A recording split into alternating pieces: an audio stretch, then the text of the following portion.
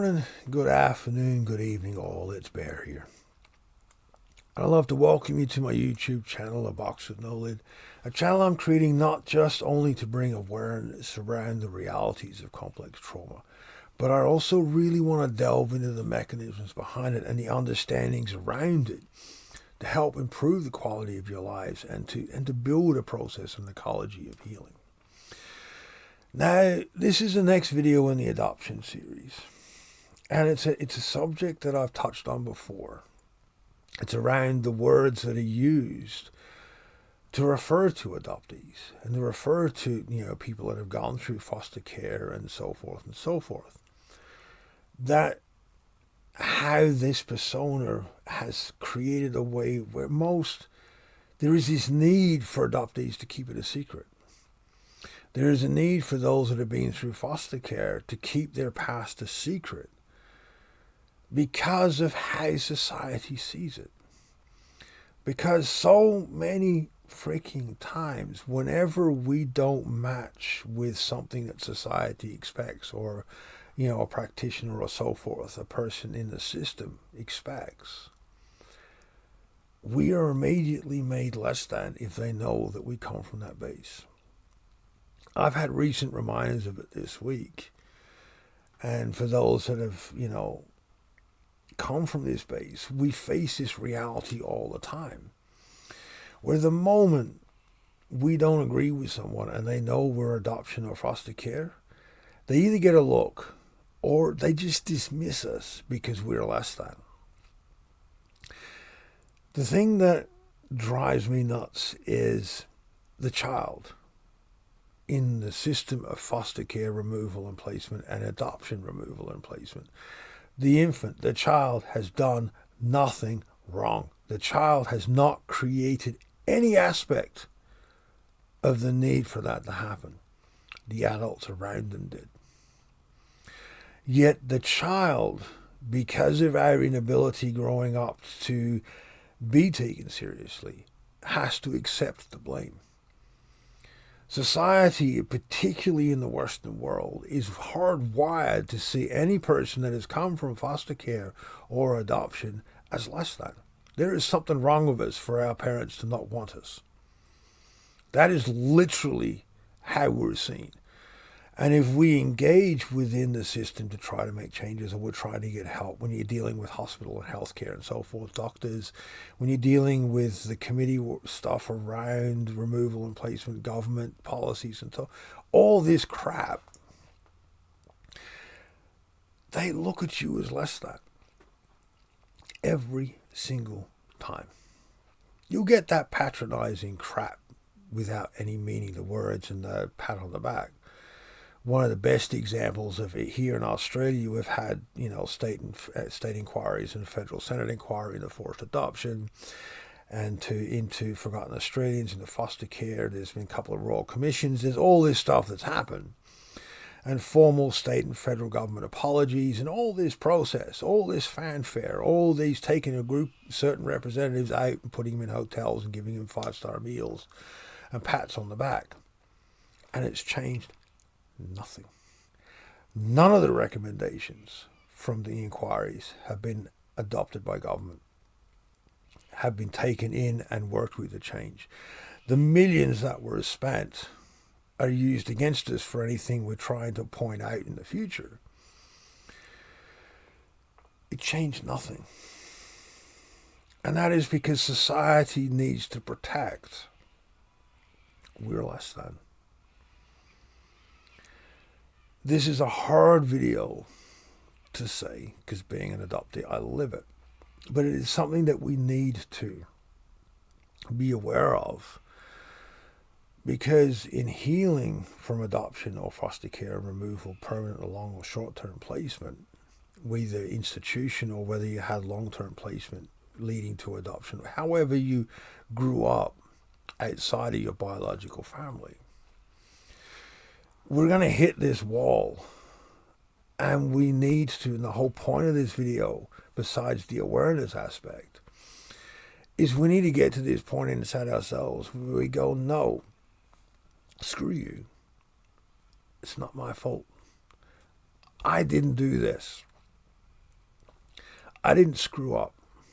I didn't make myself to be removed at birth or make myself be removed as a young child or infant. It's not my fault, so stop putting that blame onto me. Stop dismissing me as a human being and the rights that I have that are equal to yours because of your need to discriminate against my person for experiences that were outside of my control. That is the healing component to this, is we need to get to this point of, screw you, you're not going to do it, and you're not getting away with it. And one of the things I love about TikTok and that is I'm starting to see different individuals come forward and do that. It's particularly a man who is part of, the Forgotten Australians Royal Commission and Institutional Abuse and so forth and so forth. He is really starting to get out there and tell the truth. And it's freaking awesome to see. I've seen other adoptees try to do the same. It's part of why I'm doing the adoption side of this channel. We need to get this stuff out there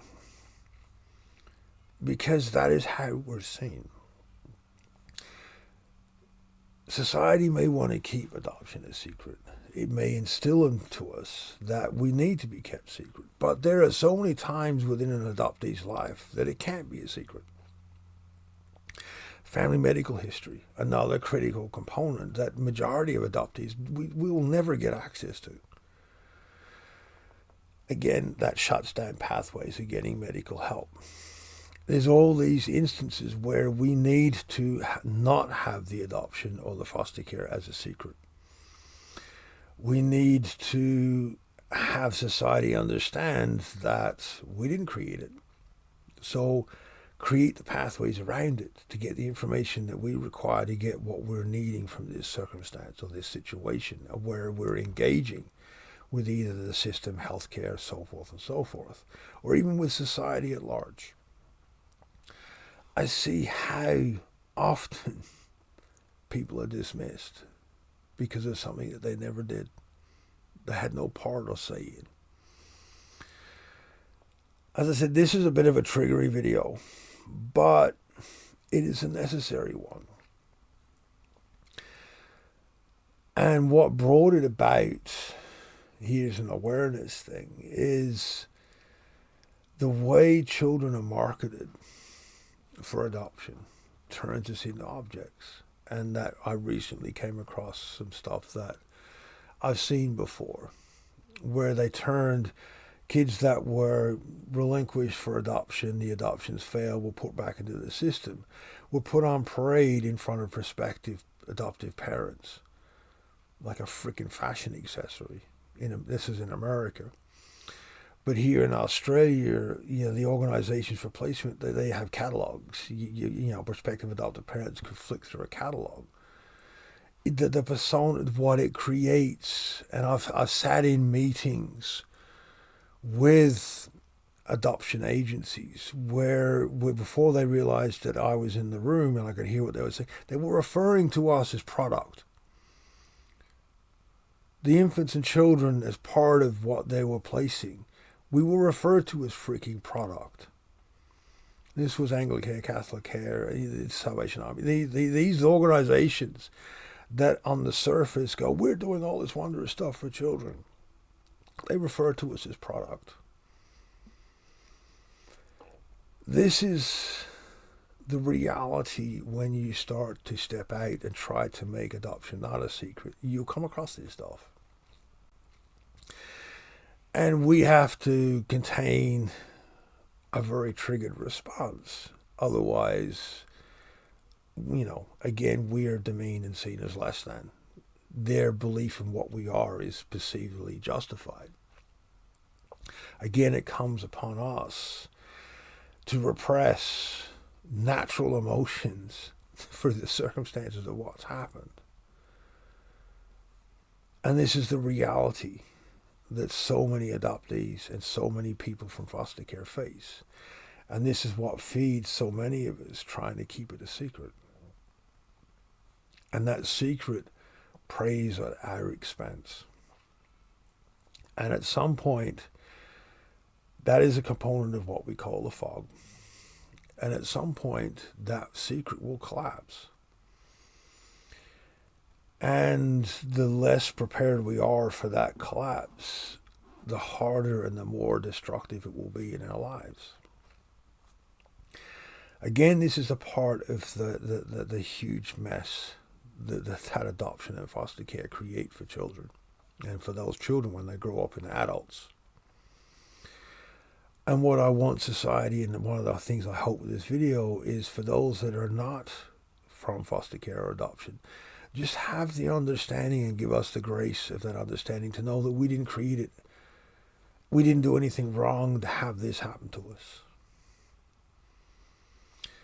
And give us that grace when in your roles and how you engage with people from that. See us as people, not as something less than. As always, I love your guys' comments and feedback. I apologize in one form for the heaviness of this video, but I also don't apologize for making it. Please be mindful, please be respectful, and I'll see you all next time. Hope.